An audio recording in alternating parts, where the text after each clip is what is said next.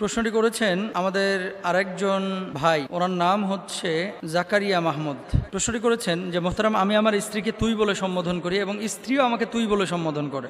স্বামী এবং স্ত্রী একে অপরকে তুই বলে সম্বোধন করে এবং নাম ধরে ডাকা যায় আছে কিনা? খুব ইম্পর্টেন্ট একটি বিষয়। আমাদের সমাজে কেউ কেউ স্বামী এবং স্ত্রী একে অপরকে আমরা নাম ধরে সম্বোধন করি, কেউ তুমি বলে ইন্ডিকেট করি, কেউ তুই বলে ইন্ডিকেট করি।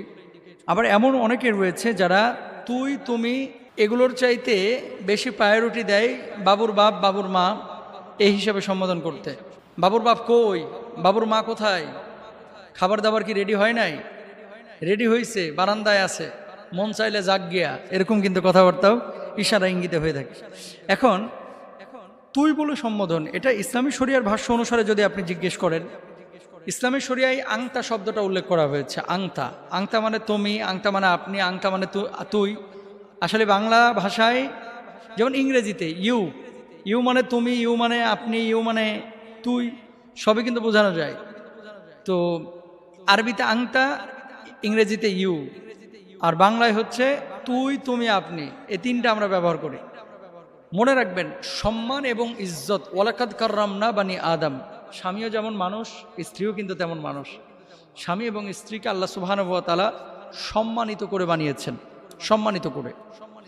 তো এমন কোনো শব্দ বা বাক্য আপনি লভস ব্যবহার করতে পারবেন না সামাজিক, পারিবারিক এবং রাজনৈতিক রাষ্ট্রীয় ক্ষেত্রেও, পারিপার্শ্বিক অবস্থাতেও, যেই শব্দ বা বাক্য ইউজ করলে আরেকজনের সম্মানের হানি ঘটে।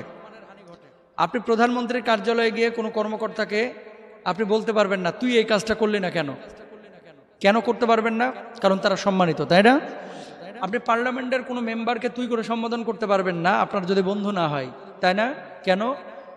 এই তুই করে সম্বোধনটাকে মানুষ ভালোভাবে নেয় না। এখন আপনার বউ যদি মেনে নেয় এবং সে যদি রাগ না করে, তাহলে আপনার কোনো গুনাহ হবে না। কিন্তু আপনার বউ যদি কষ্ট পায়, তাহলে মানুষকে কষ্ট দেওয়া এটা আপনার জন্য হারাম। আপনার হাজব্যান্ড যদি কষ্ট পায়, তাহলে কষ্ট দেওয়া এটা কিন্তু ঠিক না। কষ্ট দেওয়াটা হারাম মুসলমানের জন্য। এই জন্য দেখেন, আগে আপনার বউয়ের এবং স্ত্রীকে বলছে আপনার স্বামীর মেন্টালিটিটা দেখেন, যে তুই বলে সম্বোধন করলে কি খুশি হয় নাকি তুমি বললে সম্বোধন করলে খুশি হয়। যদি তুই বলে সম্বোধন করলে খুশি হয় আপনি করতে পারেন, আর যদি দেখেন যে তুমি বলে সম্বোধন করলে বেশি খুশি হয় আপনি করেন।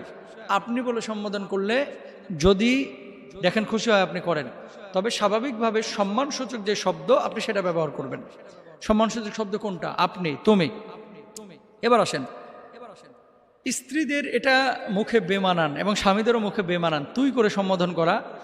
এটা বন্ধু বান্ধবের মধ্যে অনেকে করে, অথবা বাপ মা সন্তানদেরকে করে। কিন্তু এই শব্দটা অনেক সময় ব্যবহার করলে সন্তান সন্ততি একটু অন্যরকম ভাবে এবং কষ্ট পায়। যেমন আমি নিজেও কষ্ট পাইতাম ছোটবেলায়। অনেক মুরব্বীরা তুই করে বললে, আমার বয়স যখন 7-8 বছর, আমার মনে আছে, আমার খুব বিরক্ত লাগতো এবং কষ্ট পাইতাম। ওস্তাদরা যখন কখনো রাগান্বিত হয়ে মারেও নাই, তুই করে একবার সম্বোধন করেছে, কেঁদে দিতাম। তো এরকম অনেক মানুষের আছে তুই করে সম্বোধন এটা পছন্দ করে না। ইভেন রিক্সাওয়ালারাও পছন্দ করে না, কিন্তু যারা হেল্পার এরাও কিন্তু পছন্দ করে না বাসের। তো তুই করে সম্বোধন এটা গেল। এবার আসেন, নাম ধরে সম্বোধন করতে পারবেন কিনা? জামালের বাপ, সামাদের বাপ, আবিরের বাপ, এই বলে কিন্তু আমরা আমাদের স্বামীদেরকে সম্বোধন করি, ওগো শুনছো বলে সম্বোধন করি, তাই না? এবার আসেন, নবীদের মানে আমলটা কি ছিল। যেমন ইব্রাহিম আলাইহিসসালাতু ওয়াসসালাম যখন ইসমাইল এবং হাজিরা আলাইহিসসালাতু ওয়াসসালামকে এই মক্কার জনমানবহীন প্রান্তরে সাফা মারওয়ার এখানে রেখে চলে গিয়েছিলেন, তখন স্ত্রী এভাবে ডেকেছিলেন কি, ইয়া ইব্রাহিমু আইনা তাযহাবু ওয়া তাতরুকানা বিহাদাল ওয়াদি আল্লাযী লাইসা ফীহি ইউনসুন ওয়ালা শাইউন।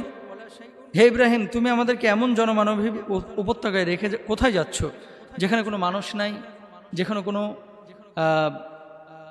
কেউ নেই, যেখানে কোনো কিছুই আমরা দেখতে পাচ্ছি না, না পানি আছে, না বাসস্থান আছে, না খাবার দাবার আছে, তুমি কি এখানে আমাদেরকে রেখে চলে যাচ্ছ?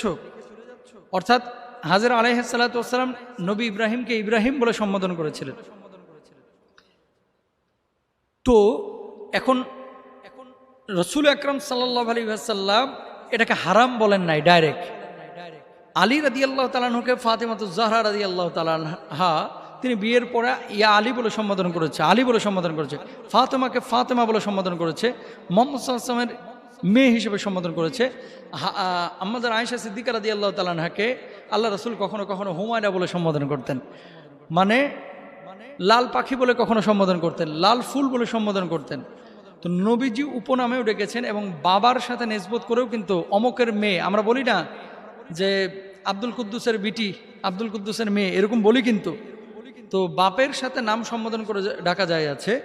আর স্ত্রীরা যদি হাজব্যান্ডের নাম ধরে ডাকেন, এটা হারাম কিছু না, জায়েজ আছে, তবে না ডাকাটাই উত্তম, যেহেতু উপমহাদেশে এই বিষয়টাকে আইব বা দোষ হিসেবে গ্রহণ করা হয় আমাদের দেশের কালচার অনুসারে। তাহলে আমরা সন্তানের নামের সাথে নেসবত করে বাবুর আব্বা অথবা আবদুল্লাহর আব্বা, মোহাম্মদের আব্বা, আহমদের আব্বা, এভাবে আমরা সম্বোধন করতে পারি। আল্লাহ তাআলা আমাদের সবাইকে বোঝার তৌফিক দান করুন, আমিন।